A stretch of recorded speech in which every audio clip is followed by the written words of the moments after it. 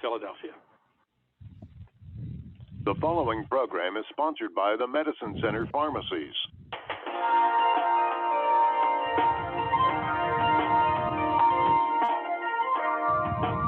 Ranks are open. Good morning and welcome to Health Matters with the Medicine Center Pharmacy. I'm your pharmacist, Paul White. We're very glad you joined us. Before we begin, I'd like to thank our sponsors, Mercy Medical Center and Studio Arts and Glass, and of course, our socially distant technical producer, J.D. DeAngelis. We continue our shows from the administrative offices and wish our friends at WHBC and our listening audience continued good health. Our guest today is Nan Gamble, Executive Director at the Inn at Belden Village. Nan, welcome to the show. Thanks for joining us. Looking forward to talking to you today. Thank you, Paul. It's great to be here. On so many levels, each of us are impacted by the coronavirus and all of the changes in our lives that are required to keep each of us safe and healthy. For those in nursing homes and assisted living, the level of urgency is magnified beyond most of what we can imagine.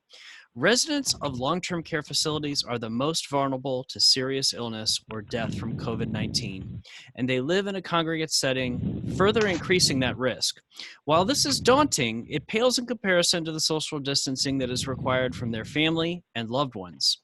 This morning, we're going to talk with Nan Gamble and discuss the extraordinary measures that the staff at the Inn at Belden Village and all of the other local facilities are taking to keep their residents safe and as connected as possible to their loved ones. We'd like to remind our listeners today that this program is available on our podcast, which can be downloaded from the App Store on your mobile phone. Look for Health Matters with the Medicine Center Pharmacy, and you can listen to any of our programs anytime. If you have questions you'd like to address today, post that up on our live Facebook feed, and we'll address them as we can. Okay, Nan, welcome back. We're pleased to have you as a guest today. Please tell us a little bit about yourself and your background. I'd love to. As you know, I'm Nan Gamble. I'm the Executive Director of the Inn at Belden Village, and I had the honor of founding the Inn with my father-in-law and husband, and Joe Langworthy, in almost 20 years ago now. Wow. So please introduce our audience to the Inn at Belden Village and share a little bit of your history as well as what makes your facility unique and special in our market. As I said earlier, we did found the Inn 20 years ago. It was the vision of my father-in-law, C. Herschel Gamble, to build a community to care for our seniors in a way that God would be proud of. He talked about it for almost 20 years and really worked to try to find a way that this church could afford it. We call it our miracle on 38th Street. We were able to hook up with a businessman in Columbus 20 years ago that had a very successful formula for assisted living and hired him to train me to be the administrator and to help us build our community. And with the Lord's help and our amazing staff, we've been able to be successful for these 20 years. We provide care all the way from an independent level of care to people who just don't want to live alone anymore, but still can drive their cars and take care of themselves, to end-stage life on hospice where we need to provide everything for them.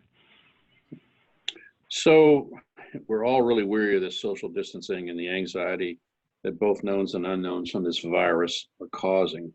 Yet our nursing homes and assisted living facilities were among the first to be restricted back in March. So Nan, can you walk us through the timeline of the guidelines and restrictions that are in place for resident safety? Sure. I think one of the greatest shocks I've ever received when I heard the news about the nursing home in Washington State that had such a devastating outbreak of COVID-19. So that news is coming forth through the media before we're ever getting restrictions from ODH. And our board immediately met and began talking about protocols. We are blessed at the Inn at Belden Village to have a friend that works in the federal government. And he called us and he said, listen, I can get you a sanitizer that they're using in the cruise ship ports and in the airports that will kill this virus for up to 30 days. And you can apply it and then every 30 days do it. So that was our first, here for us, that was our first line of defense. But the first thing that we were required to do by Ohio Department of Health and our local Stark County Health Department was to restrict visitation, obviously, to one visitor a day. and to begin screening everybody that came through our front doors. We took their temperature. I think everybody probably has this next thing I'm going to say memorized. We asked them, do you have a cough, a sore throat, shortness of breath? Have you been in the presence of anybody with COVID-19 in the last 14 days? Have you been on a cruise in the last 14 days? Have you been in a hospital in the last 14 days? And have you been on an airline? And that's just become our mantra 100 times a day since mid-March to everybody that comes in the door. Play at the beginning or what? Yeah, I'm telling you. So that's the beginning. Then shortly after that, we went to the 6-foot distancing of our residents. For us, we're blessed to have a very large community with large open spaces, so we were easily able to move our dining room into our commons area, not put more than 2 people, at a table, keep them 6 foot apart. In both of our environments, we serve a memory care residents, people with difficulties with memory as well. So we did that, and then pretty soon we got notification, of course, that no entertainers, no outside things like that could come in for the residents. So we shut all that down and got really creative with the activity program. We can talk about that a little bit later. And then it got minimized to no more than 10 people in a gathering. So then we changed the activity programming again to small groups of people multiple times a day and hired new staff to help us execute all of that. And then it moved to no visitors at all. Only the most critical healthcare providers, whether that's lab technicians or hospice personnel that come in and help us care for our residents. And if somebody is at end of life, allowing 1 visitor a day for that family. That's incredibly hard.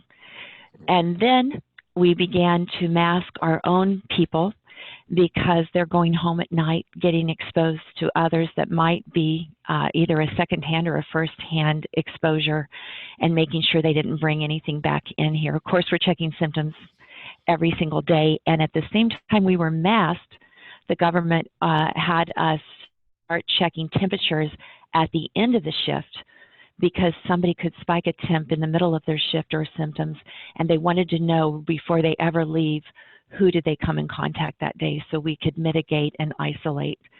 All along, anybody that had a fever, had a cough, had a sore throat, and for the Inn at Belden Village, any sick symptom at all, we isolated for 14 days in the room. That's impacting. We did it for our staff too. If you came in with a symptom or a fever, then you stayed home for 14 days. And that brings us to present day. And now we're checking our residents' temps every single shift. Wow. So one of the most difficult decisions in life is knowing when a loved one may need assistance. And that decision is complicated by this pandemic. So how do you assure family members that despite this pandemic that their loved ones are safe and okay? I think in partnership with ODH and our local Stark County Health Department, as well as the other protocols that I described earlier that we've put in place for sanitizing, for me, it was just a matter of communicating, calling our families, letting them know what's going on, everything that we're doing to keep their loved ones safe. We have been blessed, and I don't take full responsibility for that because this disease it doesn't discriminate where it breaks out, but we've been blessed not to have an occurrence of it. We did have a secondhand exposure just this week, and by the time we were notified by the health department, it was already on the 10th day, so we just had to isolate residents for 4 days, and we're so grateful.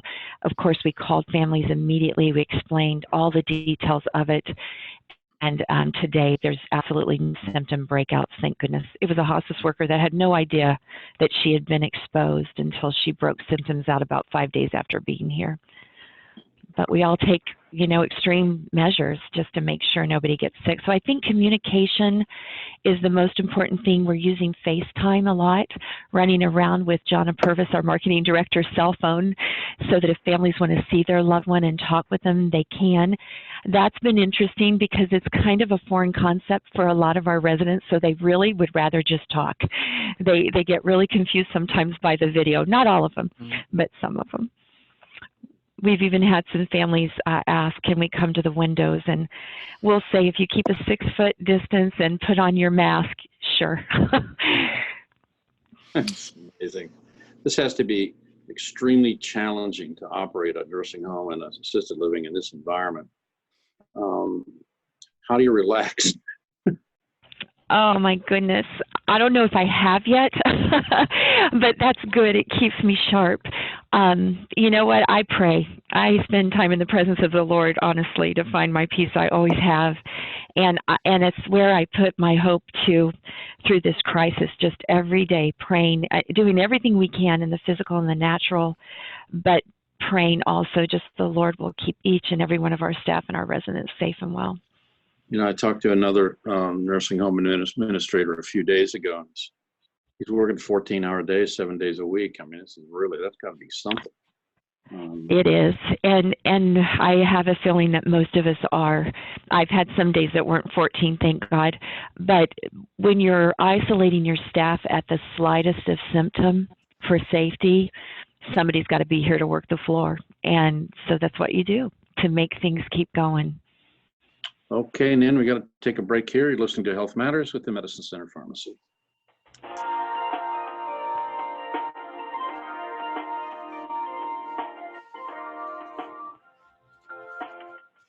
You're listening to Health Matters with the Medicine Center Pharmacy and your hosts, pharmacists Paul White and Brad. Okay. Mics are open. Welcome back to Health Matters with the Medicine Center Pharmacy. Brad and I are talking with Dan Gamble, Executive Director of the Inn at Belden Village. Have a question? Post it on our live Facebook feed. Okay, Nan, can you explain some of the mandatory guidance that CDC is requiring for your facility? Sure. As I said a little bit earlier, we've got to screen every person that comes into the Inn at Belden Village. We have to restrict all visitors. That would be not our support medical staff. We have to have hospice workers that come in. We have to have lab technicians that come in. We have to have x-ray techs from time to time that come in. We can only have maintenance personnel if it's a critical repair to the operation of the facility, but all other visitors are restricted unless it's an end-of-life situation. We are told to sanitize multiple times a day and to increase this. You're always sanitizing in a healthcare community, but they want that top of mind, obviously. And then our staff have to wear face masks during their duties.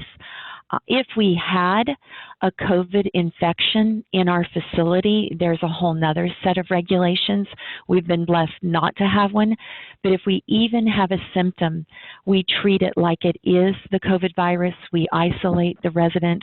We deliver food on all paper. We put biohazard waste cans inside the room so that when we put on the PPE, it's all discarded inside the room and immediately the worker sanitizes before leaving the room. You're just doing those extra precautious measures to make sure you don't spread it. In all reality, though, those are our daily requirements. And we treat every disease, every virus as though it's infectious. And so we're used to isolating people to prevent outbreak of disease. The flu, prior to this, every season, we have to ramp up our sanitizing. We have to ramp up and make sure we're top of mind on infection control measures. And then, of course, the 6-foot distancing rule for our residents. We even do it on breaks for our staff. We've spread out our break room for when they eat together, because obviously you got to take your mask off to eat, right? Yeah. And then we have to take their temperatures, as I said, and screen them when they come, or anybody that comes into our building, and when they leave. And then we take our temperatures of our residents and monitor their symptoms every single shift. So we know you're subject to surveys and inspections. How do these restrictions exceed your normal compliance measures? Clearly, the no visitation, the 6-foot rule, the checking symptoms at the door. I will say, and I might get in trouble for saying this, but I've thought to myself, why didn't we always do this every flu season? How much sickness could we have prevented had we done this? It's costly. I mean, we've had to hire, that's an additional, for us, 18 hours a day of somebody to just sit at the door and check symptoms. You know, we've hired 2 additional activity personnel to help us execute activities and maintain this 6-foot rule and not exceeding more people than we should have in one area at a time. So those are additional compliance measures. I will say that ODH and the Stark County Health Department have been amazing. I get emails every single day, updates, the communication for what we're supposed to do and how we comply has been phenomenal. I don't particularly love all the surveys we have to fill out daily, but it's a good thing. They're trying to track PPE and watching us so that if we're getting close to running out, they're keeping a handle on it throughout the state. So we do have surveys we have to fill out every single day. They have stopped most of our surveys, physical surveys, because they don't want the surveyors in the building, but they're only, right now, they're going in for very extreme problems and for outbreaks of the virus to manage that. How do you handle the physical therapy and that sort of thing? I know you have a complete sort of facility there to do it. We do that because we feel like that's a necessary medical service. They're masked. They actually have masks for the residents and masks for them so that when they're in that close proximity, they can take care of that resident safely.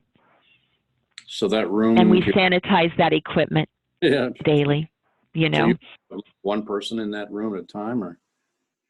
That we moved our physical therapy to a bigger room, and they've got enough space in there to space out. Okay. But they typically don't have, honestly, that is legacy therapy, and I'm just doing this by memory, but I don't think I ever see more than 2 therapists and 2 residents at a time in that room. Okay. Interesting. Well, it has to be challenging to keep on with what your normal schedules and routines are on a daily basis and trying to keep your new normal. It's probably a challenge. It is challenging. You know, we did a lot of things like we have some beautiful placemats that we sanitize every meal, but when this started, we went to paper. You're just going to do anything at all that you can to throw it away and make sure there's no additional infection contact. The residents have been amazing. They thank me all the time. You know, we see what you're doing. We see how hard everybody's working.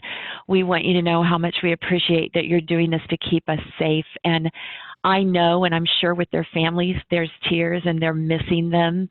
But I honestly hear more gratefulness than complaints, which is just a tribute to our residents. Well, that's encouraging to hear. It is. I guess my last question before the break would be, are they afraid? Are they fearful? Or, you know, as a general, I mean, there's so much stuff on the news every minute of the day. There really is. And that has surprised me that I don't see them more afraid. And I think it's because they see that person at the front door checking everybody, like they see an increased security and they see the masks on the staff and they see the isolation boxes outside of rooms, good or bad. And so I think they realize that we're doing everything possible. I've had people say, you know what, I think I'm actually probably safer here than I could be anywhere. And so I think just because of what they're seeing, they're getting a little bit of peace and assurance. They do sit with us and they watch the governor's 2:00 messages some days. And I think that's even been reassuring and a confidence builder for them, that they feel like everybody's looking out for their interests and safety. Okay, bottom of the hour, time for the news. Thanks for joining us this morning on Health Matters with the Medicine Center Pharmacy. Your mics are clear.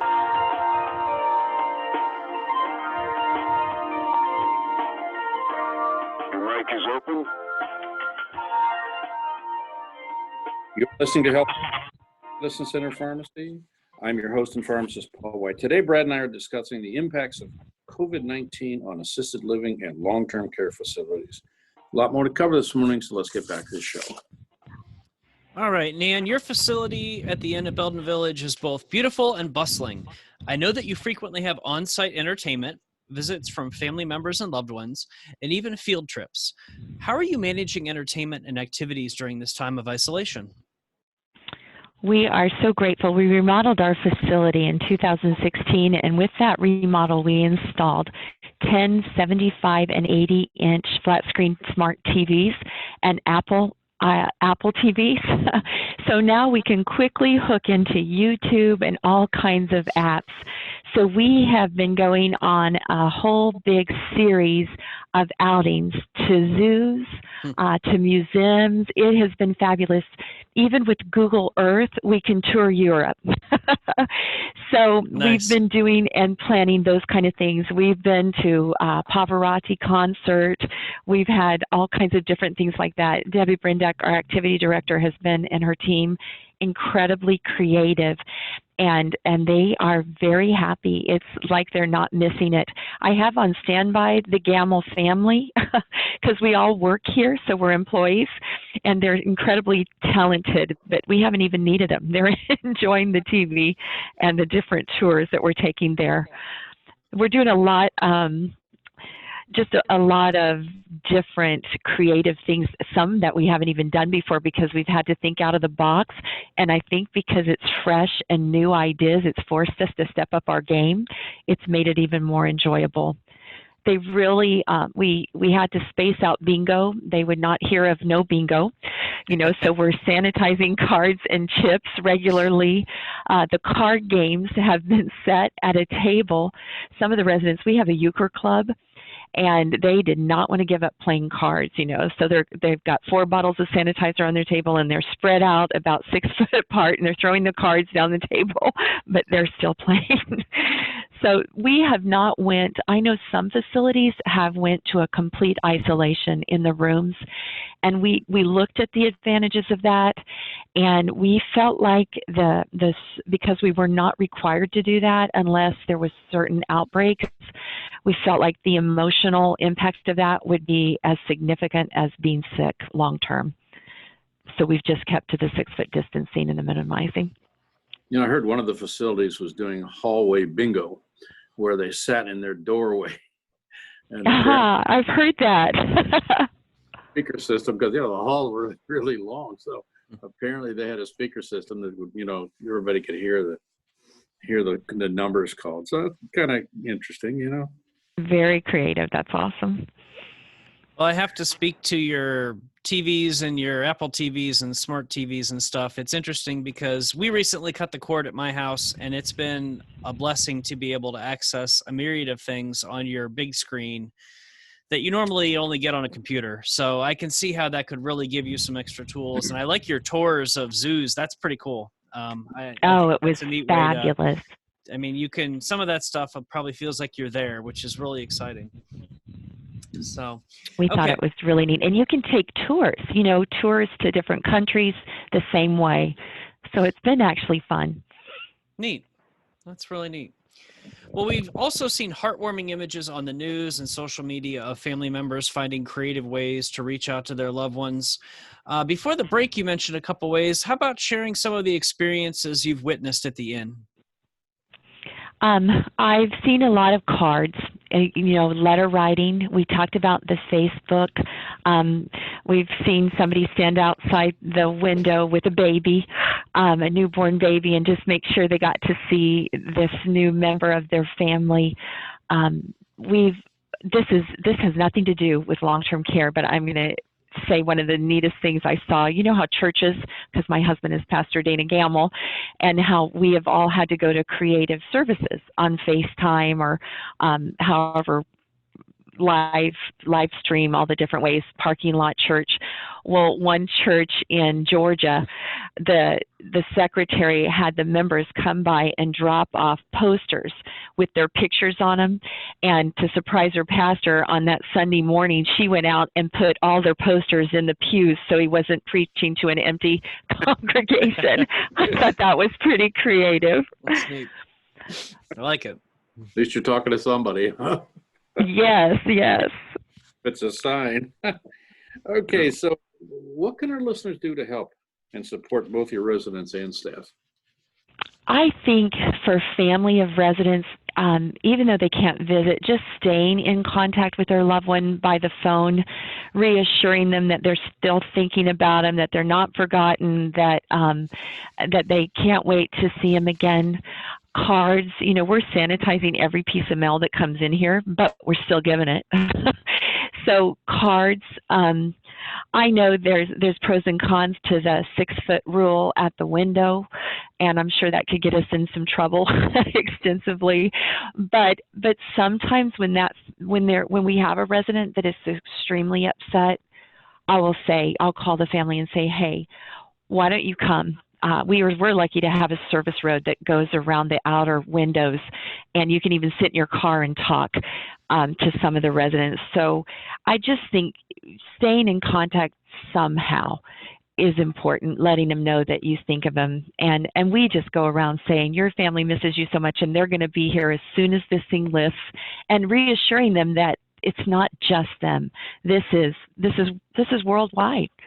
It's not just us that are in this predicament. My grandmother always said, when life gives you lemons, make lemonade. I'm sure you've heard that saying. So we remind our residents of that.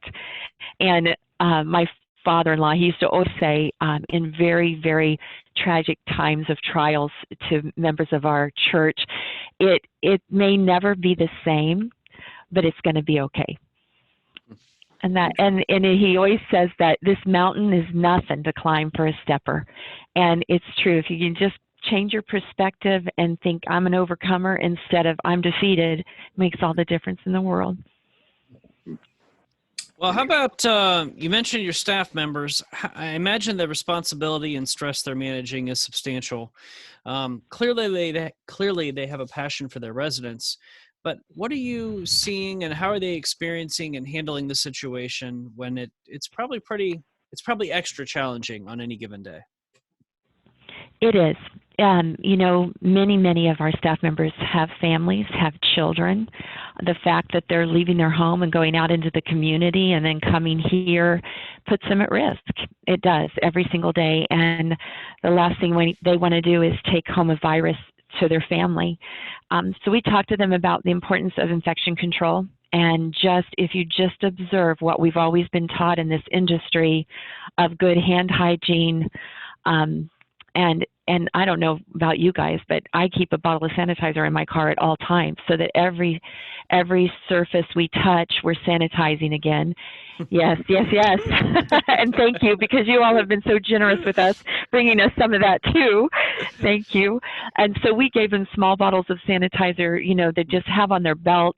We put antibacterial soap and have kept it supplied in the resident rooms, of course. Outside the rooms are quarantined. Just the fact that we've been able to supply them and keep our PPE stocked all of this time has been huge for them too. And I hope they realize the sanitizer, the sanitizing process I told you that we were so blessed to have was still $7,000. The PPE we have cost us $25,000 to date. So we're making huge investments to try to keep our staff and our residents safe. And I'm hoping that makes a difference to them. So we've probably covered this already, but can you walk us through screening procedures for residents and staff? Maybe. Yeah. We're walking into spring in Ohio, and this has been one of the hardest things for me, because how many of us don't have sinus things right now, or little coughs because of all the pollen in the air, but we're not taking any chances. So if you have a sore throat, no matter the cause, if you have a cough, if you have a fever, and it's not all three symptoms, it's one, then we're sending you home. And we're going to leave you there until that resolves. That's tough on everybody, staff alike, but we're strict to that, and the temperature taking, and we're just no nonsense. I had a nurse, and some days you're a little desperate, and they're like, "Oh, it's just sinus. I'm sure it's sinus." I'm like, "We don't have a COVID rapid test here. We don't know if it's sinus." They're going home, and we're going to all pitch in here, and we're going to make this work. And that's the same for residents. Well, what are you hearing from the government? Like, will every nursing home have their own coronavirus testing device, or is that not even been talked about yet? Not yet. No confirmations of that. I will say that Rite Aid started sending out texts to some of their regular customers and some of the other places out there that are saying that their pharmacists are going to begin doing some rapid testing, but I haven't actually seen the reality of it yet. One of my greatest frustrations through all of this is not being able to get the testing, and I respect how difficult that's been. I'm not pointing a finger at anybody, but for instance, I had a grandmother that helps take care of her grandchildren that works for me. She's a full-time employee. She had to take him to ER, and when I called, it was a hospital in Youngstown, and when I called them, they did not have any separation policies for people when they came into the ER to separate somebody that potentially had COVID from the rest of their ER population. So I had to keep this very valuable employee off for 14 days. I barked up every tree I could find to get a COVID test, and I couldn't. She just had to be off for 14 days. And, you speak to that too. We've been getting emails at the pharmacy every day, and, "Oh, buy our test, buy our test, buy our test." I'm talking to other pharmacies, and they're finding that tests they're bringing in either take a week to 10 days to get back, or they're not getting good results in the quality of their results. So I agree with you. I wish we could offer a test to the community today, but I have been very frustrated in helping people find a solution that we can have confidence in. So. I totally agree. I've read a lot that says there's a lot of false negatives and false positives. And to me, that gives you a false sense of security, and we're almost better off just waiting 14 days. Yeah. Well, if you mobilize, as hard as it is. If you mobilize and you're getting false tests, the test just makes them, that's of no value. It makes things worse. It is. I think we're at commercial time here, aren't we, JD? Yep. You're listening to Health Matters with the Medicine Center Pharmacy. Paul White. Thanks for joining us today. And so let's get back to the final portion of the show. So, Nan, even though this is a challenging time, there are bright spots and surprises that some changes we may have dreaded become successes. What is surprising to you and perhaps prompting a change you hope continues long after this pandemic ends? And how did all of this, or will all of this, change your procedures in the home nursing homes and assisted living facilities?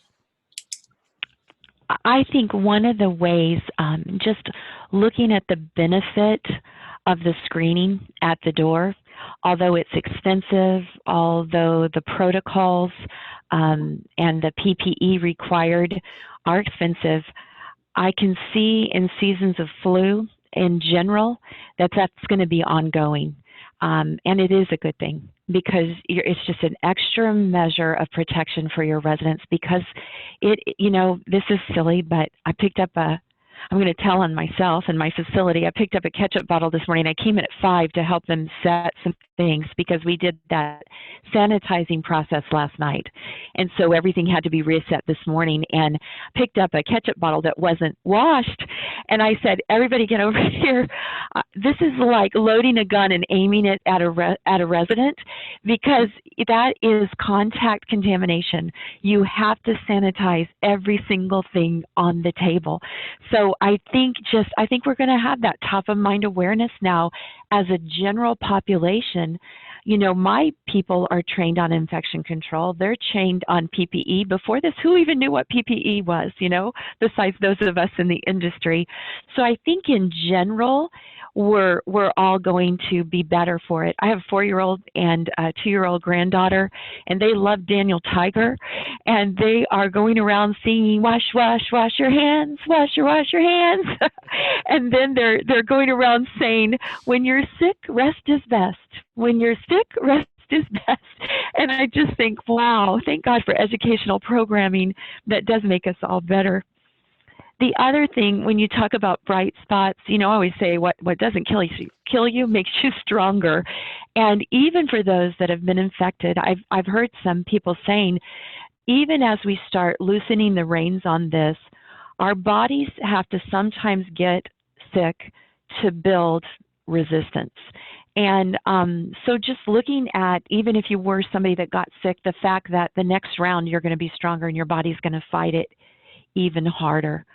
And then the other bright spots is just pulling together, community pulling together, families sending in pizza from providers, sending thank you cards to the staff. I've probably seen more show of appreciation in this season from multiple people, and kudos, Paul, to you and to Brad, even you guys checking on us and bringing us PPE that you had available and candy. That's just been fun. So thank you. Well, I happen to have acquired a large amount of chocolate candy. Does that interest you in any way? Always. I never turn down candy. I will tell you that we are in the nursing homes denying homemade things. Yeah. Because you have to know that it was done under health department regulations and followed by proper protocols. But yes, always love chocolate. Okay. We'll send you some hearts. I will say I've gained a few pounds, and that is not a positive bright spot of this coronavirus. You're locked in the home. You can't get out and walk and run and all that other kind of stuff. It's just like comfort food, isn't it? It really is. Nothing like chocolate for sure. So nothing like that. So I don't know where we are. Well, Nan, do you have a final closing message for Goodwill for your community at the inn and the public to let them know how what your inspiration is for the coming weeks as we continue to get through this? I just, to my coworkers in the community, I would just say thank you. Everybody's working hard. When the public looks at a community that has had an outbreak, I would say don't sit in judgment. This thing is no respecter of persons, and people have to uphold strong infection protocols and do everything they can, but just by no fault of their own. There can be an outbreak. And when there is, I would say to people, be strong, be encouraging, do everything you can, especially in the community. If you're a healthcare worker, don't go to work sick. Don't take any chances with the lives of these people. And then most of all, my father-in-law, Bishop Gamble, used to always say, whatever is not of faith is sin. Don't let fear take control of you. Just know that we trust the Lord. We do everything we can, and we put our hope and our trust in Him, and He will bring us through this. We're strong. We're built strong, and we can overcome. Well, I'd like to give a shout out here to our healthcare workers, and including yourself, Nan, and your staff, the doctors and the nurses. I read an interesting article in yesterday's Beacon about the people from Ohio that went to New York to help out. And it is a grueling event what those people are doing. So, and helping the people in New York. So good for them. So thank you to our guest, Nan Gamble, Executive Director of Unit Belden Village. We would like to remind our listeners, if you suspect you have a medical issue, please contact your healthcare provider. Thanks to our sponsors, Mercy Medical Center, Studio Arts and Glass, and of course our technical producer, J.D. DeAngelis. As always, we thank you listeners for joining us on Health Matters with the Medicine Center Pharmacy. Have a healthy week, and we will see you next Friday right here on News Talk 1480 WHBC.